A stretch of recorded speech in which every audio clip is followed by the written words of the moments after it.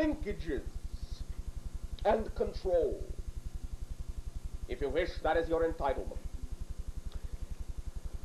In recently speaking with a member of your society, we did pull forth out of our interaction the recognition that we can now find of great, perhaps, benefit in sharing at this time with you, of the idea of the degree to which you have control over the linkages and connections of every circumstance and situation in your life to every other circumstance and situation in life itself.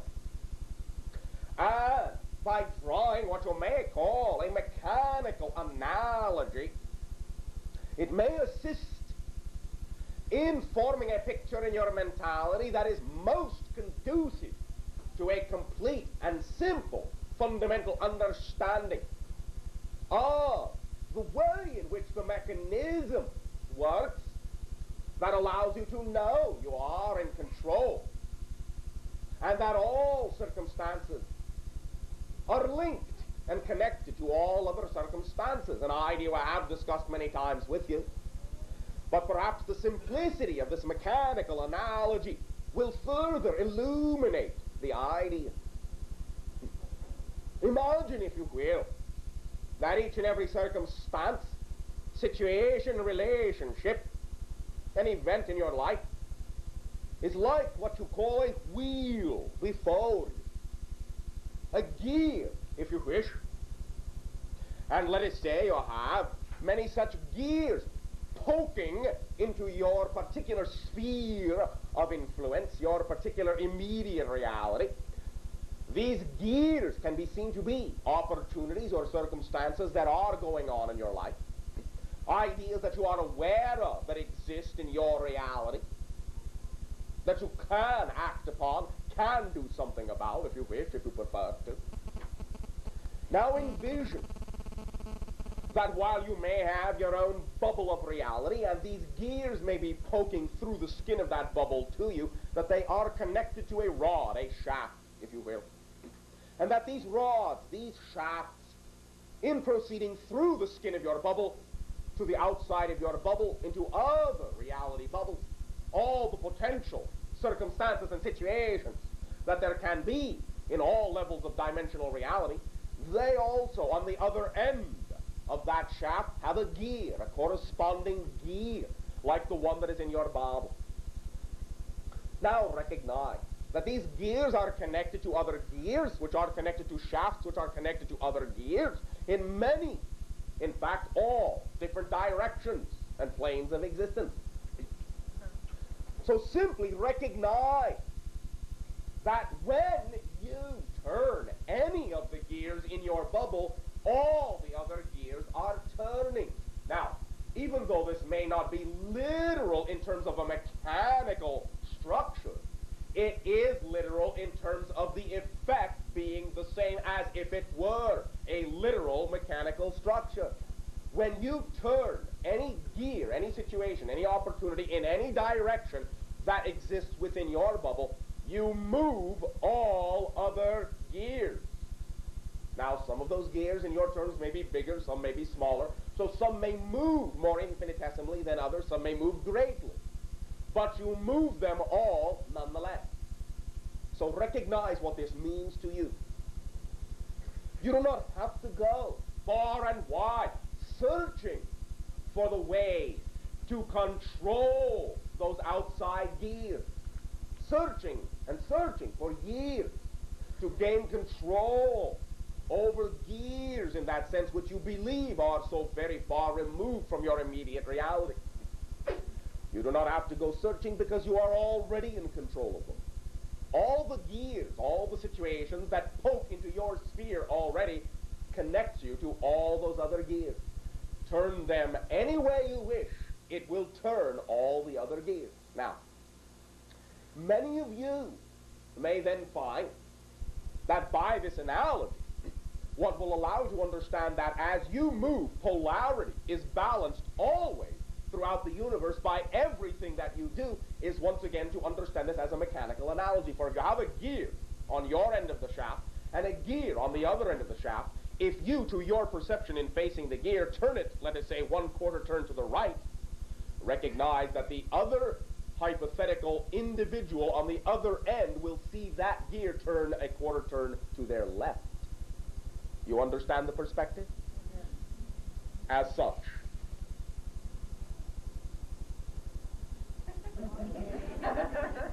they are moving the same way, but from one perspective they are turning to your right, and from the other perspective they are turning to your left. This is a mechanical analogy of why balance is maintained in the universe, because everything is connected. Literally. So as you make any change in the format that is indicative of your immediate reality, there must be changes in the formats of all other realities, to maintain the balance of the changes you have made. It must be so. Even though, as we have said, this is not necessarily a literal blueprint of the structure of the physical universe, in effect, it is literal. Because you get the same effect as if it were truly, literally, a mechanical structure in that analogy. So simply recognize, therefore, that you have all the controls right there within your bubble. The circumstances that make themselves obvious to you are your gears to move around. And you can then know that by simply turning those gears, because of the linkages and the connections to all other gears, you, from being just right where you are, affect the entire universe. You have an impact on all the way the rest of the universe shapes itself to be.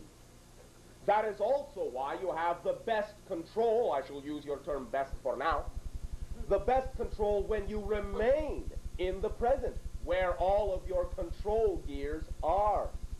When you go outside that sphere, looking in the past, looking in the future, looking hither, thither, as you say, and yon, then you are ignoring the fact that within your own bubble, I shall say, of reality, all the control mechanisms are present and at hand, literally. And they are simply the opportunities themselves that present themselves to you in that reality, the ones that represent the things that excite you the most, as we have discussed with you many times. Those are the control gears. And when you act upon them, when you turn them in the direction you prefer, positive, negative, right, left, if you wish, that determines utterly the balance that is created in the remainder, so to speak, of the universe, in the reflection of the universe.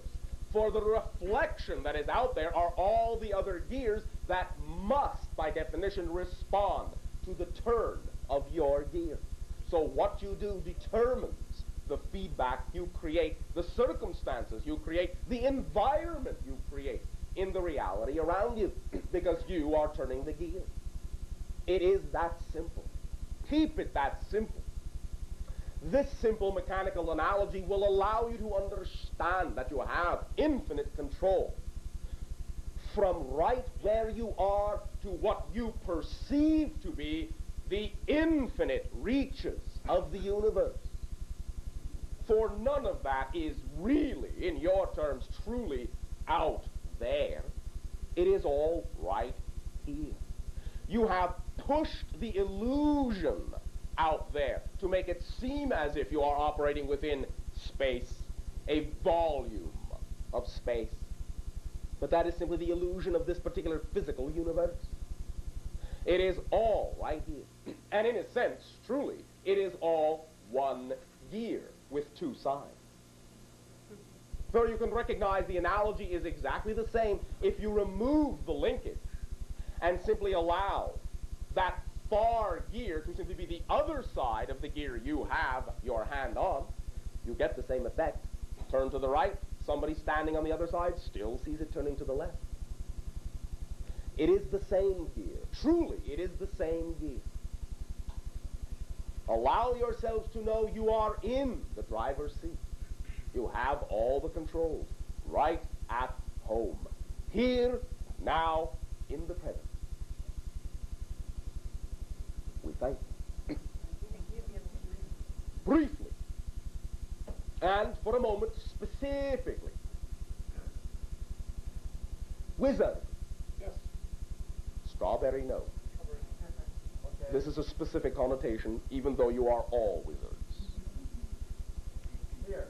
The stars, during that convocation, will be sending specific crystalline vibrations, crystalline patterns of energy that can be interpreted and channeled through those beings in that place at that timing for the laying down of a crystalline sheath, a crystalline cover, a crystalline pattern, a crystalline blanket, if you will. It will be the taking of the heaven template, the laying upon it upon the pliable land of your earth in that area, to allow the pliable land of that earth in your area to form and match the crystalline template of the stars of the heavens. You follow me? Yes. Transmit that idea. For now, that will be sufficient. Thank you. Thank you. At this timing,